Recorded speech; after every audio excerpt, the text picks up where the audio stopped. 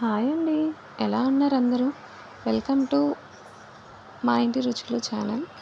ఈరోజు నేను గుత్తి వంకాయతోటి ఎప్పటిలాగా కర్రీ కాకుండా ఈసారి ఇలా సైడ్ డిష్ అయితే ప్రిపేర్ చేస్తున్నాను. మరి లేట్ చేయకుండా వీడియో అయితే స్టార్ట్ చేసేద్దాం. దీనికోసం నేను ముందుగా 3 గుత్తి వంకాయలను అయితే రౌండ్గా కట్ చేసి ఉప్పు నీళ్ళల్లో వేసి పక్కన అయితే పెట్టుకున్నానండి.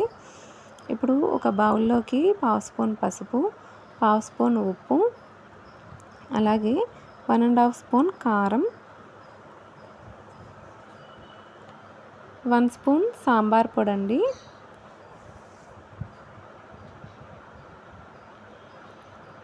అలాగే 1 స్పూన్ అల్లం వెల్లుల్లి పేస్ట్, కొద్దిగా ఆయిల్ 1 స్పూన్ అన్నమాట, అలాగే 1 స్పూన్ ధనియా పౌడరు. వీటన్నింటినీ కూడా బాగా కలిపేసుకోవాలి. మసాలా అయితే ప్రిపేర్ చేసుకున్నాము ఇక్కడికి మనం. ఇవి మొత్తం కూడా బాగా కలిసేటట్టుగా కలుపుకోవాలండి. ఇప్పుడు ముందుగా మనం కట్ చేసి పెట్టుకున్నాం కదా వంకాయ ముక్కల్ని, అవి ఇందులో వేసుకొని ఈ మసాలా మొత్తం కూడా వంకాయ ముక్కలన్నింటికి కూడా మనం అప్లై చేసుకొని పక్కన పెట్టుకోవాలి రెడీగా.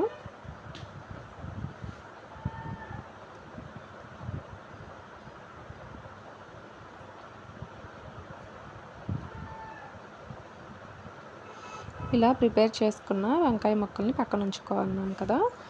ఇప్పుడు స్టవ్ వెలిగించి ప్యాన్ పెట్టుకొని 1½ స్పూను ఆయిల్ అయితే వేసుకోవాలి. ఈ ఆయిల్ మొత్తం కూడా ఇలా మనం పెనంకి మొత్తం కూడా అప్లై చేసుకునేసి ఆయిల్ హీట్ అయిన తర్వాత ఒక్కొక్కటిగా వంకాయ ముక్కలను అయితే ఆయిల్లో వేసుకోవాలి. ఇవి 2 నిమిషాలు ఫ్రై అయిన తర్వాత ఇంకొక సైడ్కి అయితే తిప్పుకోవాలండి.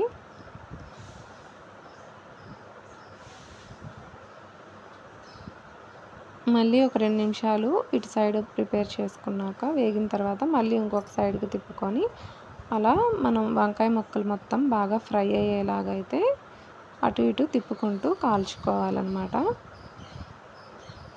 ఇవైతే చాలా అంటే చాలా బాగుంటాయండి. పప్పు, సాంబారు వీటిల్లోకి మనకి ఇంట్లో ఒక్కొక్కసారి అప్పడాలు అవేమీ లేనప్పుడు ఇట్లా వంకాయలు ఉంటే ట్రై చేయండి. సైడ్ డిష్గా చాలా బాగుంటాయి వాటిల్లోకి.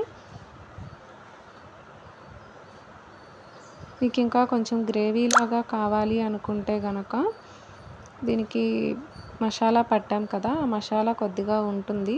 ఆ మసాలాని ఇందులో వేసుకుంటే కనుక మనకి కొంచెం గ్రేవీ టైప్లో అయితే వస్తుంది. నేనైతే వేయట్లేదు. మీరు కావాలి గ్రేవీ లాగా అనుకుంటే కనుక ఆ మసాలా అనేది ఇందులో వేసేసుకోండి లాస్ట్లో.